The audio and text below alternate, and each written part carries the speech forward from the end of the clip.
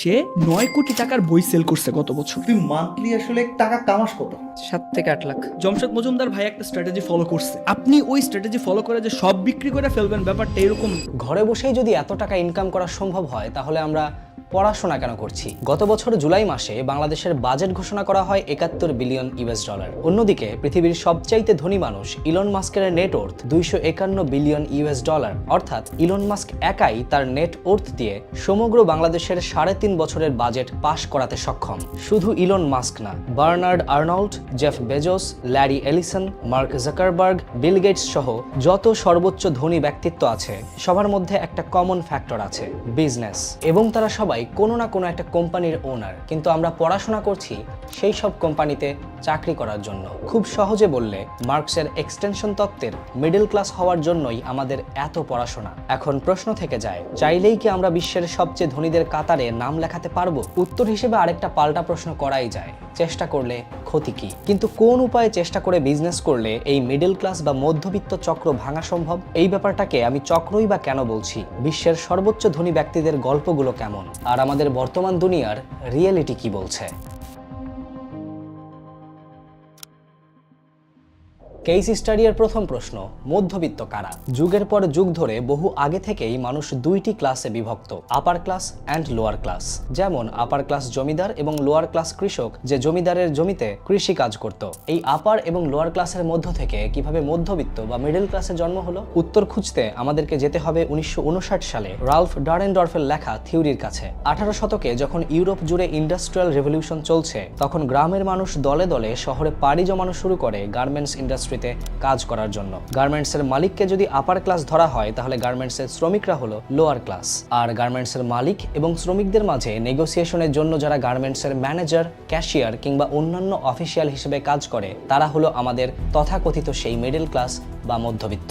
Upper class মালিক কিংবা lower class শ্রমিকদের কারোরই কিন্তু খুব একটা পড়াশোনা করার প্রয়োজন ছিল না, কিন্তু পড়াশোনা করে সার্টিফিকেট নিয়ে লোয়ার ক্লাস থেকে মিডল ক্লাসে উঠার একটা বড় সুযোগ ছিল। আমরা এখন যেই কাজ করছি ঠিক তেমন পড়াশোনা করছি, সার্টিফিকেট নিয়ে ইন্টারভিউ দিয়ে কোনো না কোনো কোম্পানিতে চাকরি করার জন্য বা মিডল ক্লাস হওয়ার জন্য। তার মানে ব্যাপারটা এই দাঁড়ালো, পড়াশোনার সর্বোচ্চ অর্জন মিডল ক্লাস হওয়া। এবং যুগের পর যুগ ধরে মধ্যবিত্ত হওয়ার এই স্ট্রাগল চলছেই। এখান থেকেই উৎপত্তি দ্বিতীয় প্রশ্নের, মিডল ক্লাস কি চাইলেই আপার ক্লাস হতে পারবে কিনা? উত্তর খুঁজতে খুঁজতে চলুন একটা গল্প শুনি। অ্যামাজনের প্রতিষ্ঠাতা জেফ বেজোসকে তো সবাই চেনে। জেফ ক্যারিয়ার গড়তে চেয়েছিলেন পদার্থবিদ্যা ও গণিতের উপর ভিত্তি করে। প্রিন্সটন ইউনিভার্সিটি থেকে পড়াশোনা শেষ করে তিনি ওয়াল স্ট্রিট ইনভেস্টমেন্ট ব্যাংকে চাকরি নেন। খুব অল্প দিনেই প্রমোশন পেয়ে হয়ে যান কোম্পানির সিনিয়র ভাইস প্রেসিডেন্ট। কিন্তু জেফ বুঝতে পারেন, মাস শেষে মোটা অঙ্কের স্যালারি পেলেও তিনি স্টিল একজন মিডল ক্লাস মানুষ।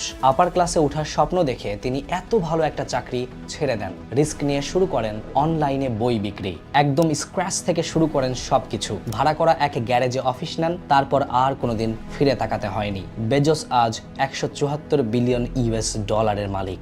বেজোসের এই মিডল ক্লাস থেকে আপার ক্লাসে শিফট হওয়ার ব্যাপারটাকে নিতান্তই ভাগ্য মনে করছেন? ব্যাপারটা কিন্তু একেবারেই সেরকম না। জেফ খুব স্ট্র্যাটেজিক একজন মানুষ। তিনি 1994 সালে যখন ক্যাডাব্রা ইঙ্ক প্রতিষ্ঠা করেন, তখন তিনি দেখেন প্রতিদিন 2300% করে ইন্টারনেট ইউজার বাড়ছে। সুতরাং এখনই প্রকৃত সময় অনলাইন ব্যবসা শুরু করার। জেফের আরেকটা বড় স্ট্র্যাটেজি কোম্পানির নামকরণ, অ্যামাজন। প্রথম লেটার এ, ইংরেজি বর্ণের প্রথম লেটার এই এ লিখে অনলাইনে কেউ সার্চ করলেই তার ওয়েবসাইটটি আগে আসার চান্স অনেক।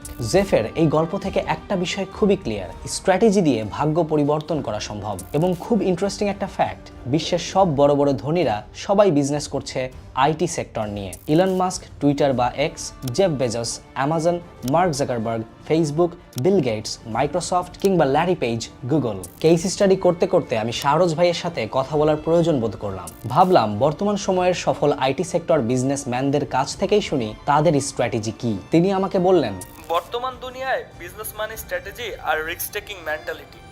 তুমি আমার ভিডিওগুলো দেখো। এত এত মানুষ তার ভিডিও দেখে বিজনেস শিখছে, অসম্ভব একটা ব্যাপার। একেবারে স্ক্র্যাচ থেকে আপার ক্লাস মোবিলিটি বর্তমান বিশ্বের মুক্তবাজার অর্থনীতিতে খুব একটা কঠিন কিছু না। এতক্ষণ যাদের গল্প শুনলেন তারা প্রত্যেকেই বিদেশি ভেবে দেশের অর্থনীতি কিংবা দুর্নীতিকে গালি দেওয়ার আগে চলুন আরেকটা গল্প শোনা যাক। মাত্র 16 টাকা পকেটে নিয়ে রেল স্টেশনে ফেরি করে চানাচুর বিক্রি করা আকিজ সাহেব যদি বাংলাদেশের 29টি শিল্প কারখানার মালিক হতে পারেন, তাহলে আমি বা আপনি কেন পারবো না? শুধু পড়াশোনা করলে আজীবন মিডল ক্লাস ক্লাসেই থাকতে হবে, অনেকে সেই ব্যাপারটা নিয়েই সন্তুষ্ট এবং আমার এ ব্যাপারে কোনো সমস্যাই নেই। কিন্তু প্রশ্ন থেকে যায়, চেষ্টা করলে ক্ষতি কি?